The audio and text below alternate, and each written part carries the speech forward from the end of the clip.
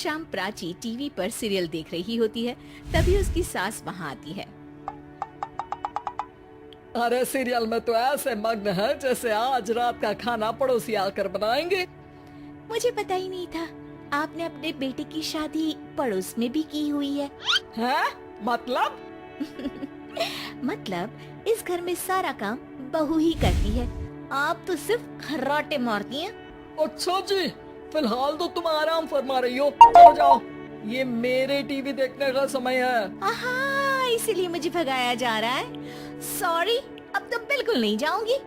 प्राची की इस बात पर दोनों सास बहू के बीच टीवी रिमोट के पीछे बच्चों जैसे छीना झपटी शुरू हो जाती है, जिसके बीच श्लोक भी काम से घर वापस आ जाता है।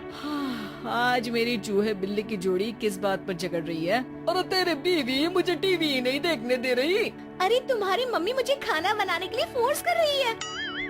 अरे वाह, ऐसे बेतुके रीजन पर तो बच्चे भी झगड़ा नहीं करते। अरे मुझे कुछ मत बोल, सब इसने ही शुरू किया है। हाँ हाँ, जैसे आप तो बहुत दूध की धूली है ना। अरे बस दोनों चुप। प्राची जाओ, खाने की तैयारी करो।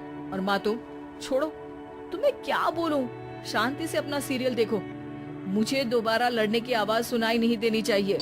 ऐसा बोलकर श्लोक वहाँ से चला जाता है, जिसके पीछे पीछे प्राची भी कुछ न कुछ बड़बड़ाते हुए रसोई में चली जाती है। हाँ हाँ, सासू जी को तो कुछ बोलेंगे ही नहीं, बस मुझ पर ही हुक्म चलता है, खाना बनाओ, जैसे मैं इनके घर में खाना बनाने के लिए आई हूँ।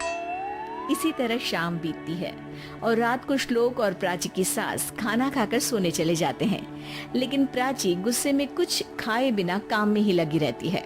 इस घर में किसी को घंटा फिक्र नहीं पड़ता, मैं खाऊं या भूखी रहूं। प्राची कुछ देर के लिए रसोई से बाहर जाती है और जैसे ही वापस आती है तो वहाँ दूध का भरा ग्लास देखकर हैरान रह जाती है। फिक्र पूरी है, बस दिखाना नहीं है। प्राची दूध पीकर सोने चली जाती है और अगली सुबह एक बार फिर सास बहू का कार्टून नेटवर्क स्टार्ट हो जाता है।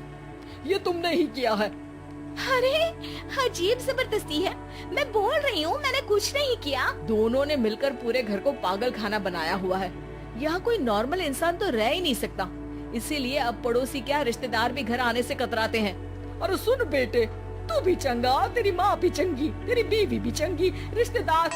हाँ जी, आपको नहीं पता क्या, गंगाधर ही शक्तिमान है, रिश्तेदार ही। हाँ हाँ, बस समझ गया। कभी जानवरों जैसे लड़ेंगी तो कभी जुगलबंदी करेंगी। भाई मैं आप दोनों के बीच में नहीं फंसना चाहता।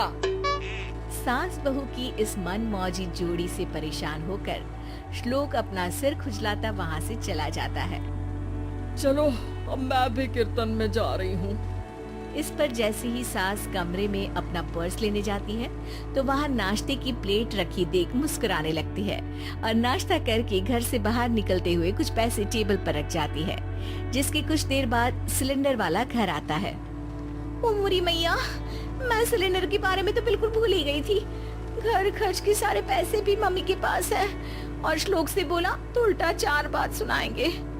प्राची ये सोच ही रही होती है कि अचानक उसका चेहरा चमक उठता है और वो घर में आकर इधर उधर देखने लगती है।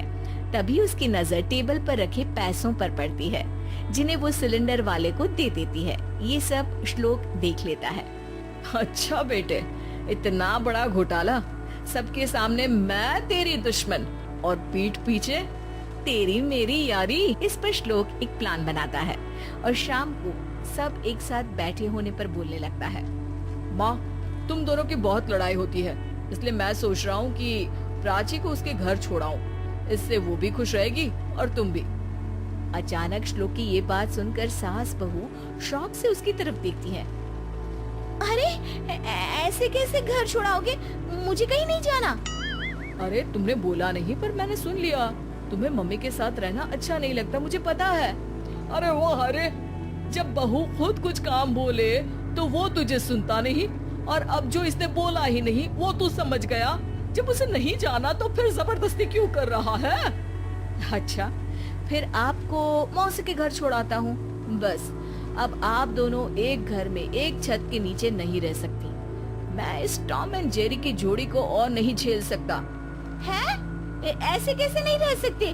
तुम्हें इतनी दिक्कत है तो तुम्हारा बोरिया बिस्तर पैक कर देती हूँ। लेकिन मम्मी जी कहीं नहीं जाएंगी। बिल्कुल यही सुनना था मुझे। अगर दोनों में इतना ही प्यार है फिर हर वक्त ये लड़ाई का नाटक क्यों करती हो?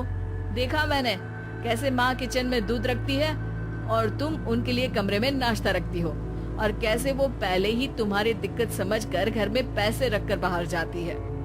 अरे भाई, इतना ड्रामा तो डेली सोप में भी नहीं होता जितना तुम दोनों ने इस घर में फैलाया हुआ है। तू हमें टॉम एंड जेरी बोलता है ना, तो याद कर वो दोनों भी एक दूसरे को बाहर वालों की बुरी नजर से बचाने के लिए हमेशा सबके सामने लड़ते थे, लेकिन अकेले में दिक्कत के समय मदद भी तो करते थे। बस हमारा रिश्ता भी कुछ ऐसा ही है। और वैसे भी अगर सास बहू में तू मैं नहीं होती तो दुनिया वालों को कहानियां कैसे मिलेंगी?